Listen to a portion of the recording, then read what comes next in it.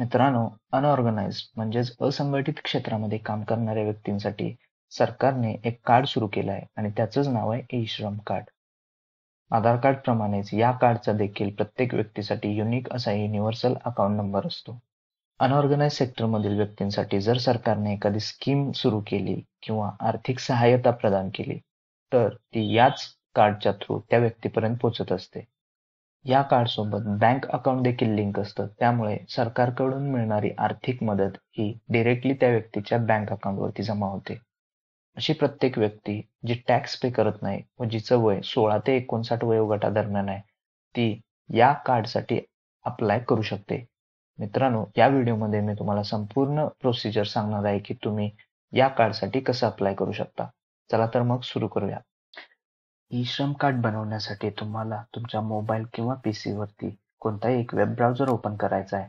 इथं गुगलमध्ये टाईप करायचं आहे ई-श्रम कार्ड. त्यानंतर तुमच्या समोर इथं ई-श्रम कार्डची ऑफिशियल लिंक ओपन होईल.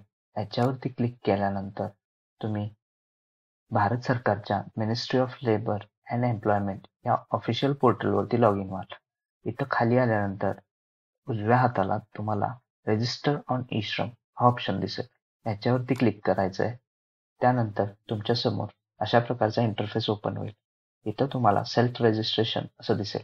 याच्यामध्ये इथं तुम्हाला तुमचा मोबाईल नंबर द्यायचा आहे, जो की आधारशी लिंक असावा. त्याच्यानंतर इथं खाली तुम्हाला कॅप्चा एंटर करायचा आहे. याचप्रमाणे जसं असेल तसं कॅपिटल स्मॉल बघून तुम्ही इथं कॅप्चा व्यवस्थित एंटर करायचा आहे. त्याच्यानंतर इथं खाली तुम्हाला 2 चेकबॉक्स देण्यात आलेले आहेत. या दोन्ही ठिकाणी तुम्हाला नो करायचं आहे आणि त्यानंतर सेंड OTP या टॅबवरती क्लिक करून पुढे जायचं आहे. सेंड OTP वरती क्लिक केल्यानंतर तुमच्या समोर अशा प्रकारची विंडो ओपन होईल. इथं तुम्हाला मोबाईलवरती आलेला OTP एंटर करायचा आहे आणि त्यानंतर सबमिट या बटनावरती क्लिक करून पुढे जायचं आहे. OTP व्हॅलिडेशन झाल्यानंतर तुमच्या समोर अशा प्रकारची विंडो ओपन होईल. इथं तुम्हाला तुमचा आधार नंबर एंटर करायचा आहे. त्याच्या खाली इथं तुमच्या समोर 3 ऑप्शन देण्यात आलेले आहेत. फिंगरप्रिंट, इरिस, OTP या तिन्हीपैकी कोणत्या ऑप्शन थ्रू तुम्हाला तुमचा आधारचं ऑथेंटिकेशन करायचं आहे हे तुम्हाला निवडायचं आहे. मी इथं OTP हा ऑप्शन सिलेक्ट केलेला आहे. परंतु इथं एक गोष्ट ध्यानात ठेवण्यासारखी म्हणजे OTP ऑप्शन सिलेक्ट करताना तुमच्या आधार कार्डशी तुमचा मोबाईल नंबर लिंक असणं हे अत्यंत गरजेचं आहे. त्याच्या खाली इथं कॅप्चा एंटर करायचा आहे. त्याच्यानंतर इथं टर्म्स अँड कंडिशनला ॲक्सेप्ट करून सबमिट या बटनावरती क्लिक करायचं आहे. त्यानंतर तुमच्या आधारशी लिंक असणाऱ्या मोबाईलवरती एक OTP सेंड केला जाईल. तो तुम्हाला इथे एंटर करून व्हॅलिडेट या ऑप्शनवरती क्लिक करायचा आहे. त्यानंतर तुमच्या समोर रजिस्ट्रेशन फॉर्म ओपन होईल, जिथे की तुम्ही तुमच्या सर्व पर्सनल डिटेल्स पाहू शकाल. या सर्व आधार थ्रू फेड झालेल्या आहेत. इथं खाली continue to enter other details या टॅबवरती क्लिक करायचं आहे. त्यानंतर इथं तुम्हाला तुमची पर्सनल इन्फॉर्मेशन भरायची आहे, ज्यामध्ये तुम्हाला तुमचा इमर्जन्सी मोबाईल नंबर द्यायचा आहे. त्यानंतर ईमेल ID पण तुम्ही देऊ शकता. हा की ऑप्शनल आहे. असेल तर देऊ शकता, नसेल तर काही गरज नाही आहे. त्यानंतर इथं मॅरिटल स्टेटस, जर तुमचं विवाहित असाल, अविवाहित असाल, त्याप्रमाणे तुमचा इथं स्टेटस द्या. त्यानंतर इथं आईचं नाव, त्यानंतर खाली त्याच्या वडिलांचे नाव, त्यानंतर खाली इथं social category SC, ST, OBC, general तुमची जी कॅटेगरी असेल ती तुम्ही इथं द्या. त्यानंतर ब्लड ग्रुप सिलेक्ट करायचा आहे. तुम्हाला माहिती असेल तर द्या, नसेल तर काही हरकत नाही आहे, ऑप्शनल आहे तो. त्यानंतर डिफरन्शियली एबल्ड, जर काही अपंगत्व वगैरे असेल तर त्यानुसार तुम्ही यस किंवा नो हा ऑप्शन चूज करा. त्यानंतर खाली आल्यावरती तुम्हाला नॉमिनी डिटेल्स द्यायचे आहेत.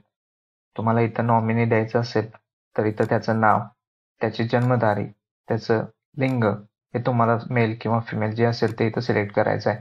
त्याबरोबर नॉमिनीचा ॲड्रेस, इथं खाली नॉमिनीचा ॲड्रेस द्यायचा आहे आणि मोबाईल नंबर.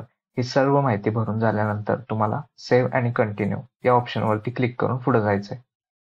मित्रांनो, त्यानंतर तुम्हाला इथं रेसिडेन्शियल डिटेल्स द्यायचे आहेत. इथं खाली होम नेटिव्ह स्टेट म्हणजे तुम्ही ज्या राज्याचे रहिवासी असाल ते राज्य इथून निवडायचं आहे. त्यानंतर खाली इथं डिस्ट्रिक्ट, तुम्ही ज्या जिल्ह्यातून असाल ते इथं निवडायचं आहे.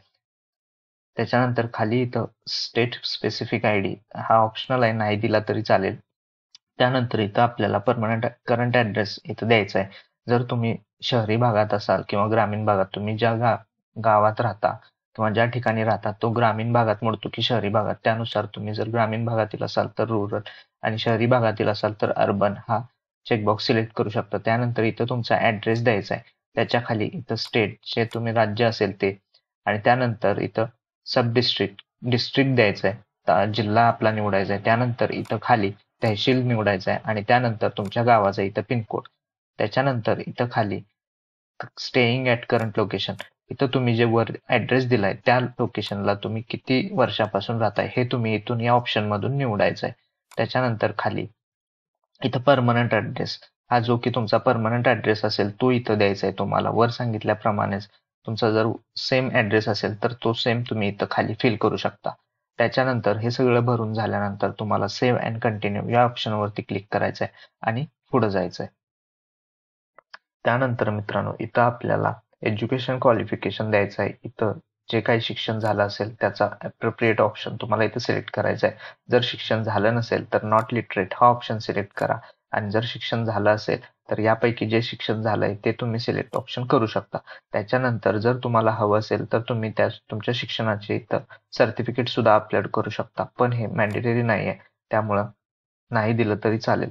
त्यानंतर इथं तुम्हाला मंथली इन्कम स्लॅब निवडायचा आहे. तुमचं मासिक उत्पन्न जे काय असेल त्याचा तुम्ही करेक्ट असा ऑप्शन इथून निवडा. त्याच्यानंतर जर तुम्हाला हवं असेल तर तुम्ही तुमचं इन्कम सर्टिफिकेट सुद्धा इथं अपलोड करू शकता. हे सर्व माहिती भरून झाल्यानंतर तुम्हाला सेव्ह अँड कंटिन्यू या ऑप्शनवरती क्लिक करायचं आहे आणि पुढे जायचं आहे. सेव्ह अँड कंटिन्यू केल्यानंतर मित्रांनो तुमच्या समोर अशा प्रकारची विंडो ओपन होईल. इथं तुम्हाला तुमचे ऑक्युपेशन म्हणजेच तुम्ही काय काम करता याबद्दल माहिती द्यायची आहे. इथं तुम्ही खाली ऑप्शन पाहू शकता, are you work for app based service provider, म्हणजेच तुम्ही ओला, उबर, स्विगी, झोमॅटो यांसारख्या कंपन्यांसाठी जर काम करत असाल तर तुम्ही येस हा ऑप्शन सिलेक्ट करायचा आहे. त्याचबरोबर येस हा ऑप्शन सिलेक्ट केल्यानंतर तुम्हाला थोडी माहिती विचारली जाईल, तर ते प्लॅटफॉर्म कोणता आहे, म्हणजे तुम्ही कोणत्या कंपनीसाठी काम करता, ओला, उबर यापैकी इथं नाव टाकायचं आहे त्याचं. त्याच्यानंतर इथं खाली is any I D provided bye platform, तुम्हाला त्या कंपनीकडून तिथं काम करत असताना कोणत्या युनिक आय डी अशी दिलेली आहे का, जर दिली असेल तर येस या ऑप्शनवरती क्लिक करून ती आय डी तुम्हाला इथं मेन्शन करायची आहे. आणि जर तुम्ही या ॲप बेस्ड सर्व्हिस प्रोव्हायडरसाठी काम करत नसाल तर तुम्हाला नो हा ऑप्शन सिलेक्ट करायचा आहे. त्याच्यानंतर खाली इथं प्रायमरी ऑक्युपेशन, तुम्ही प्रायमरी काय काम करता हे तुम्हाला इथं द्यायचं आहे. ते लिहिण्याचे इथं दोन प्रकार आहेत. इथं तुम्ही डायरेक्टली टाईप सुद्धा करू शकता, जसं की मी इथं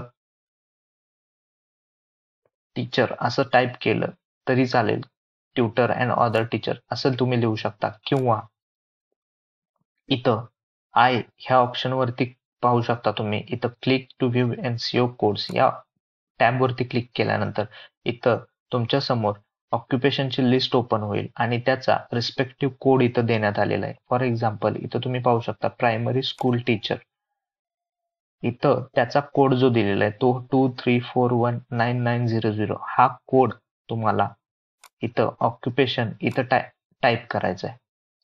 तुम्ही अशा दोन्ही प्रकारे हे करू शकता. त्याच्यानंतर खाली आल्यानंतर इथं वर्किंग एक्सपिरियन्स, हे जे तुम्ही काम करता त्याचा तुम्हाला किती वर्षाचा एक्सपिरियन्स आहे हा तुम्ही यातून निवडू शकता. त्याच्यानंतर इथं सेकंडरी ऑक्युपेशन, जर तुमचं दुय्यम काही काम करत असाल तर ते तुम्ही इथं देऊ शकता. त्यानंतर ऑक्युपेशन सर्टिफिकेट, तुम्ही वर इथं काम दिलंय त्यापैकी जर तुमच्याकडे कशाचं सर्टिफिकेट असेल तर ते तुम्ही इथं अपलोड करू शकता.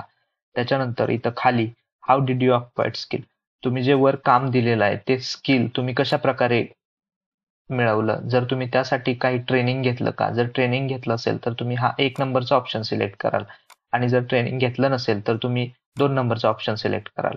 आणि जर तुमच्याकडे काही दुसरे एक्स्ट्रा स्किल्स असतील तर ते इथं तुम्ही निवडू शकता.